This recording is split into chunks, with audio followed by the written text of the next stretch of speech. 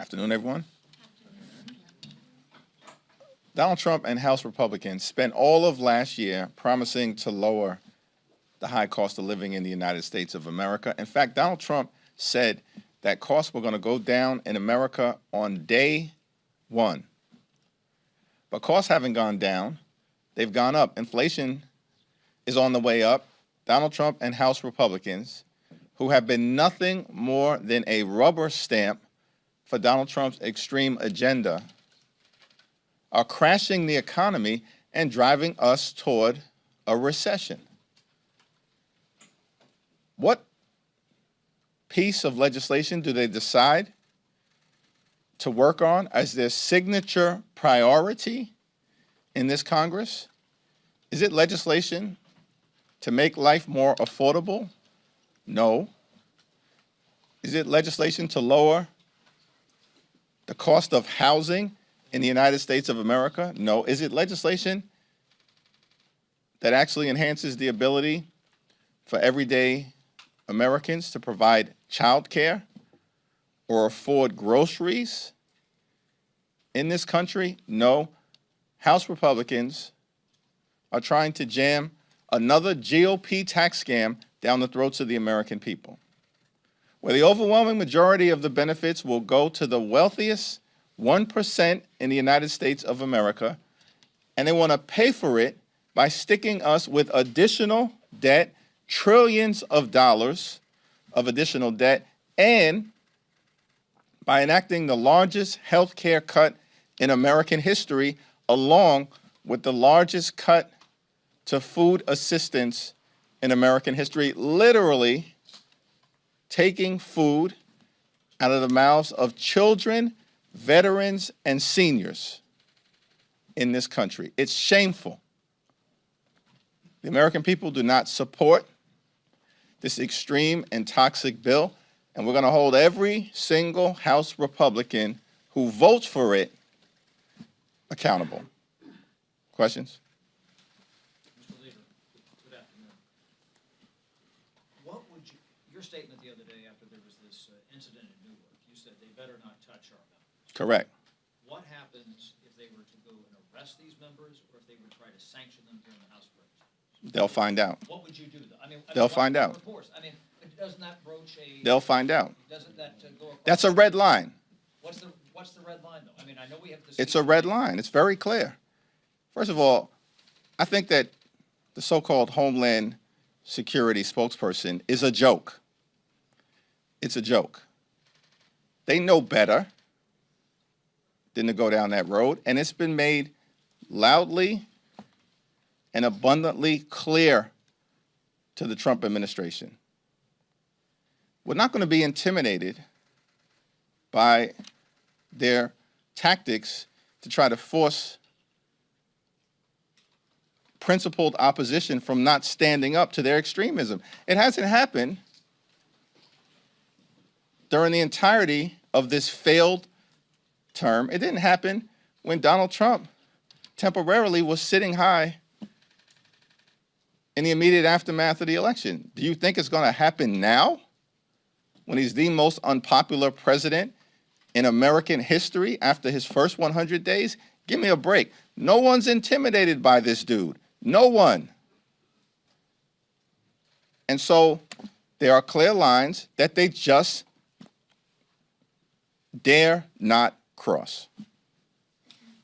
Speaking of red lines, Mr. Leader, were you informed that the White House intended to fire Dr. Hayden, No. head of the Library of Congress? No. Is there anything you can do to reverse it, to discuss it?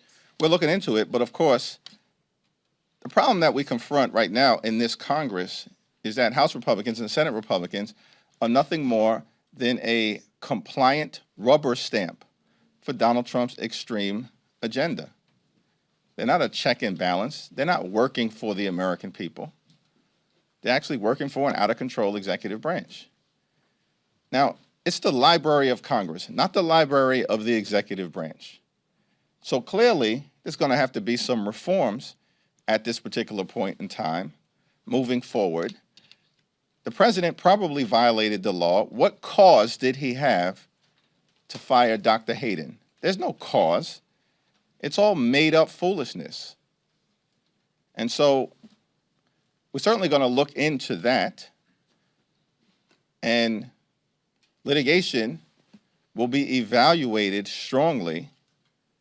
But moving forward, I think what's clear is that perhaps the executive branch should be removed from the process once a Librarian of Congress has been designated, if you're going to have an out-of-control executive who's going to abuse the authority that he, in this instance, has been given by the United States Congress.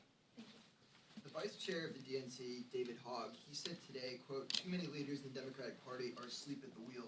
You're obviously a leader in the Democratic Party. Did he mention me by name? He did not, but Okay. you're a leader. Okay. Are Democrats asleep at the wheel? Does he have a point, and should he stay in his role? I think I've been very clear about my perspective on David Hogg and how I'm going to defend every single member of the United States House of Representatives in the Democratic Caucus. Mr. Leader, on a similar vein of standing up for Congress's authority, what are you trying to do, if anything, about the Qatari plane, and what steps are you taking to assert Congress's authority over this, and when it comes to the Library of Congress? Well, Congressman Jamie Raskin has been very clear on this issue as it relates to the Constitution. A $400 million flying palace is an unconstitutional gift to this president or any president if it is not explicitly approved by the United States House of Representatives and the United States Senate. That's what the Constitution explicitly makes clear. There's no way around it as far as we're concerned. And so the president presumably is going to take that next step and seek congressional authority, which I believe we will clearly and decisively reject. It's an embarrassment. Literally, millions of people in this country are struggling to live paycheck to paycheck.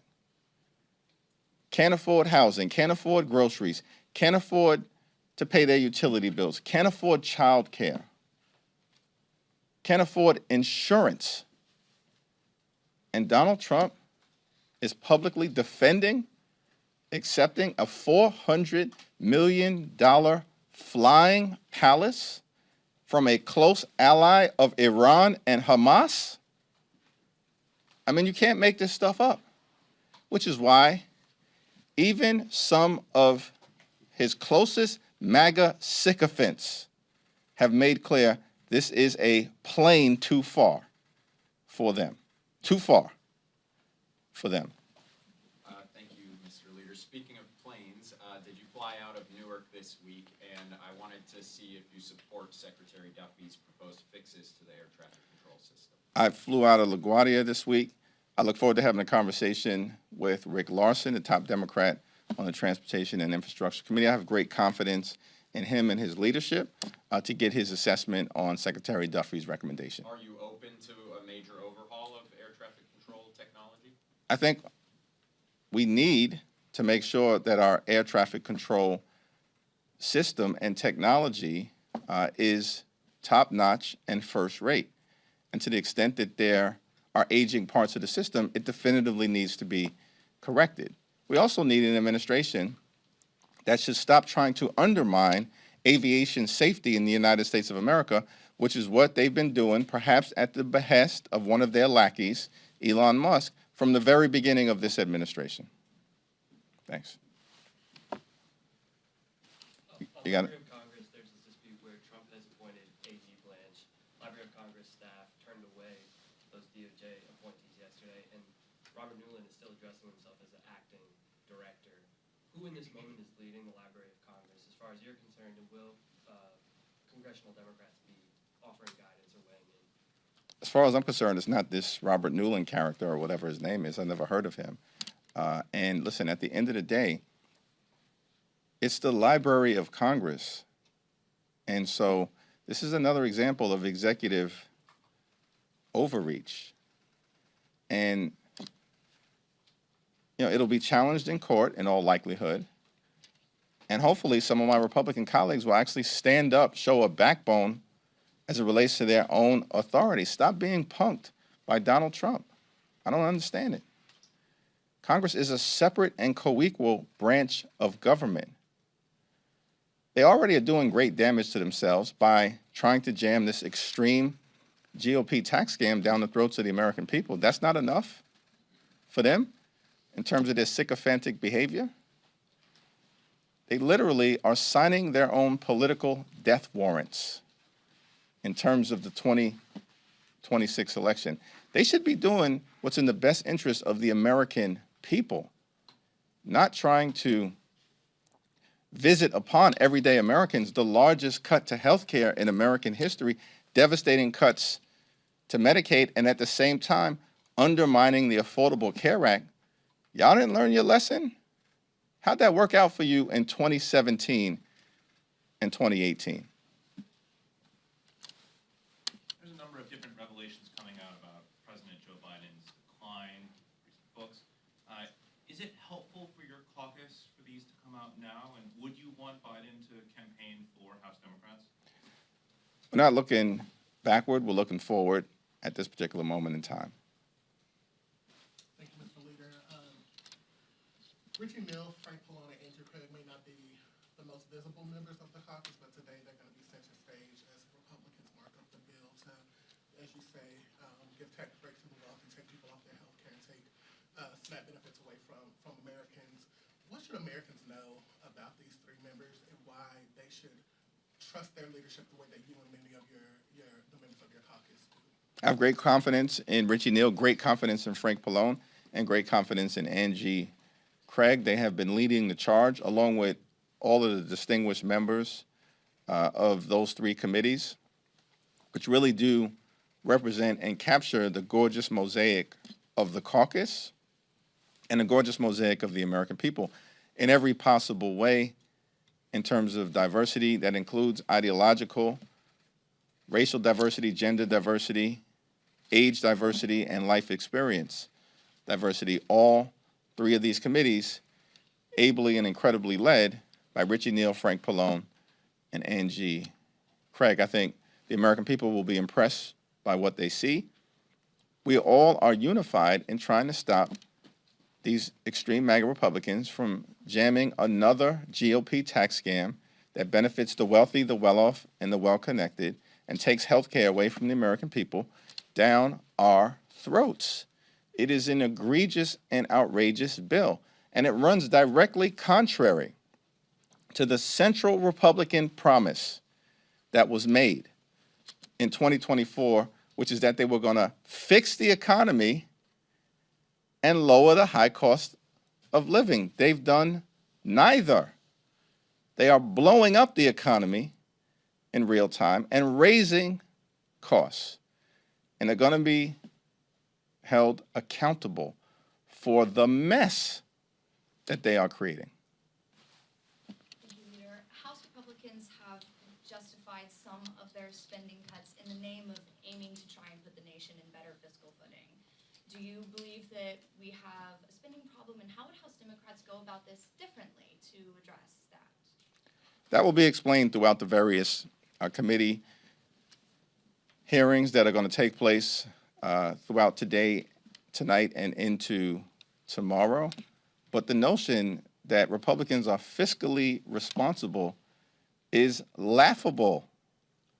They have repeatedly inherited an improved fiscal situation, or in some cases, a budget surplus, as occurred during Bill Clinton's presidency, and an improved fiscal situation relative to a reduction of the deficit, a $1 trillion reduction that Donald Trump inherited from Barack Obama, and then proceeded to blow up the debt and the deficit, just like George W. Bush did, just like Reagan did, and now Republicans are doing it again. We are not going to be lectured about fiscal responsibility by a bunch of people who have repeatedly spent the taxpayer dollars like drunken sailors in order to give their billionaire MAGA donors like Elon Musk, in this particular instance, a tax cut. Thank you, everyone.